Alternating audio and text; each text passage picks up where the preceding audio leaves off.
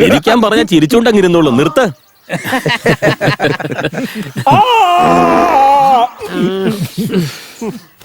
ലളിതേ, ലളിതേ, എന്റെ മനസ്സിലടങ്ങുന്ന ആഗ്രഹം വിജയിക്കണമെന്നുണ്ടെങ്കിൽ ലളിത എനിക്ക് സ്വന്തമായേ മതിയാവൂ.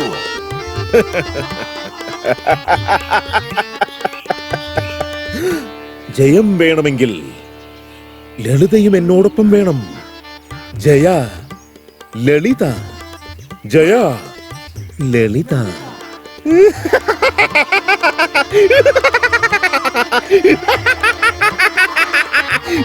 അതെ, മതി, ഒന്ന് നിർത്ത്. പൊളിച്ചല്ലേ ആശാനെ? മാറിക്കടാ. ശരിക്കും എനിക്കറിയാം, ഞാൻ സംഭവം.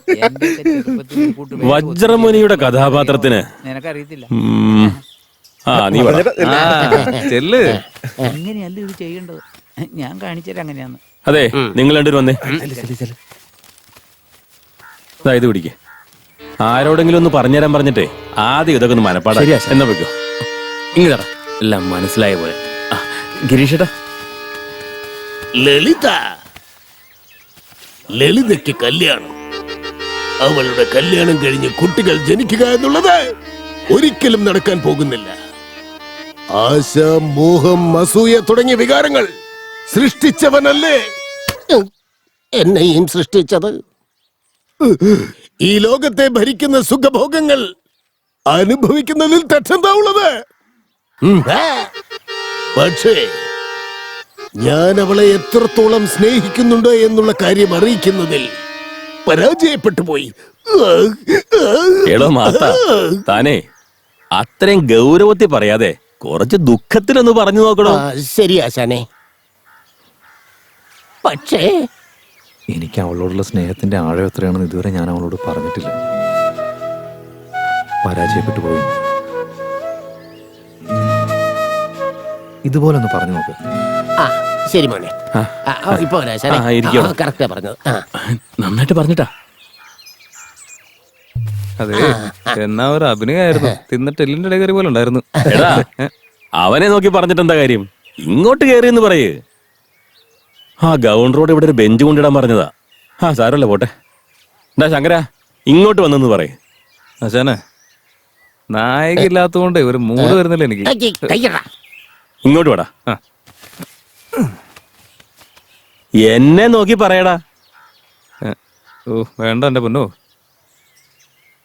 നീ വിശപ്പിൽ ആഹാരം ലഭിച്ചതുപോലെയാണ്. നിന്നെ എങ്ങനെ ഞാൻ ഉരിഞ്ഞെടുക്കും? നിന്നെ ഞാൻ എങ്ങനെ രുചിച്ചറിയും? അങ്ങനെ രുചി അറിഞ്ഞ് ഭക്ഷിക്കണമെന്ന് നിന്റെ കുടുംബസ്വത്തൊന്നും അല്ല. ഇവിടെ ഇത്രയധികം ജനങ്ങൾ കൂട്ടം ചേർന്ന് നിൽക്കുന്നുണ്ടെങ്കിൽ ഇത് ആരുടെങ്കിലുമൊക്കെ സ്വത്താവാനാണ് സാധ്യത. അധികാരികളുടെ സ്വത്ത് നമ്മുടെ കൂടി സ്വത്താണ്. ഈ ലോകത്തിന് പ്രണയം വന്നാലും ശരി, എനിക്ക് ഇതിന്റെ പങ്ക് വേണം. എടാ, അത് പ്രണയം അല്ലട മോനെ, പ്രളയ. അതിപ്പോ രണ്ട് വാക്ക് അങ്ങോട്ട് മാറിയല്ലോ. അതിനിപ്പോ എന്താ? പ്രണയം എന്ന് പറഞ്ഞ സ്നേഹം എന്നർത്ഥം. പ്രളയം എന്ന് പറഞ്ഞ ദുരന്താടാ.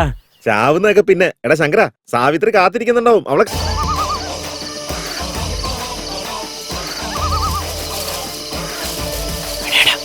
എന്താടാ ഉണ്ടാക്കാതെ നോക്കുന്നേ? അതെ, ശരിക്കും അത് ഇവിടെ തന്നെ ആയിരുന്നു. ഉറപ്പാണോ? ഉറപ്പാ, ഈ സ്ഥലം തന്നെയാ. എടാ, എന്തൊക്കെയോ കയ്യിൽ കൂടെ പോകുന്നടാ. എന്ത് പണി ഏൽപ്പിച്ചാലും വെറുതെ മണ്ടത്തരം കാണിച്ചോളൂ. ആ സാധനമൊക്കെ അവിടെ ഇട്ടിട്ട് മര്യാദക്ക് അന്വേഷിക്കും. നോക്കാന്ന് സമാധാനമായിട്ട് അന്വേഷിക്കേ. എടാ ശങ്കര, നമ്മുടെ നാട്ടിലെ ഏറ്റവും വലിയ കില്ലാടി നീയാണെന്ന് ഞാൻ വിചാരിച്ചിരുന്നേ. പക്ഷെ ഈ പൊന്തക്കാട്ടിനകത്ത് നിന്നേക്കാളും വലിയൊരു കില്ലാടി ഉണ്ടറാ. കാമദേവൻ ആശീർവാദം വാരിക്കോരി കൊടുത്തിരിക്കുക. പവിത്രമായ കാര്യമാണ് നടക്കുന്നത്. അതിന് നമ്മൾ തടസ്സം നിന്നാലേ എന്റെ കുലദൈവം കാമദേവൻ എന്നോട് ദേഷ്യം വരുവാടാ. വെറുതെ ആളെ പിണക്കുന്നതിന്. പവിത്രമായ കാര്യമാണെന്ന് പൊന്തക്കാട്ടിനകത്ത് എന്തെന്നാളാ പവിത്രമായ കാര്യം? എടാ ശങ്കര, ഇരുട്ടത്ത് ഏതാണ്ട് ഷക്കീല പടം ഓടിക്കൊണ്ടിരിക്കാന്നാ കരുതിയേ. ഇത് പക്ഷെ പഴയ ഇംഗ്ലീഷ് പടം പോലെ ഉണ്ടല്ലോ. കാലത്ത് വന്ന് അന്വേഷിച്ചാൽ പോലും കിട്ടുമെന്ന് തോന്നുന്നില്ല.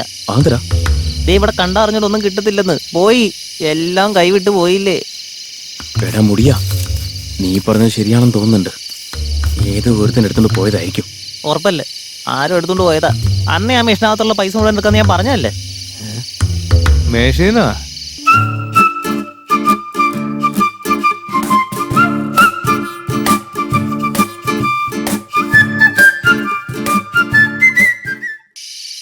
മേശീനാ എടാ ശങ്കര, നീ ഇതിന് മാത്രമൊക്കെ ഞെട്ടൻ ഇവിടെ ഇപ്പൊ എന്താ ഉണ്ടായേ?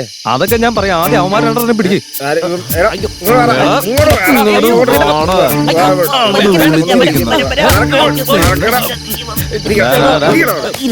ഏത് മെഷീനെ കുറിച്ചാ പറഞ്ഞത് മര്യാദക്ക് പറഞ്ഞോ നീ. സത്യം പറഞ്ഞില്ലെങ്കിൽ നാട്ടുകാരെ വിളിച്ചു കൂട്ടി ഇവിടെ ഇട്ട് കത്തിക്കുന്നില്ല ഞാൻ. കേട്ടോ? അങ്ങോട്ട് പറയടാ. എന്തോ നാടാ അത് ഇത് എന്നൊക്കെ പറഞ്ഞ് തട്ടുന്നത്. അത് പിന്നെ അവൻ അറിയാത്തോണ്ടാ, അതുകൊണ്ടാ. അപ്പൊ നിനക്കറിയാലേ. ഇങ്ങോട്ട് പറഞ്ഞില്ലെങ്കിൽ കുത്തി കുടലെടുക്കും ഞാൻ. ചേട്ടാ വേണ്ടേട്ടാ, ഞാൻ പറയട്ടെ, ഞങ്ങളെ ഒന്നും ചെയ്യരുത്, ഞാൻ പറയാം. അത് ഒരു ദിവസം ആ പണം തരുന്ന മെഷീൻ വെച്ചിട്ട് പൂജ ചെയ്ത് ഭക്ഷണം കൊടുക്കുന്നുണ്ടായിരുന്നു.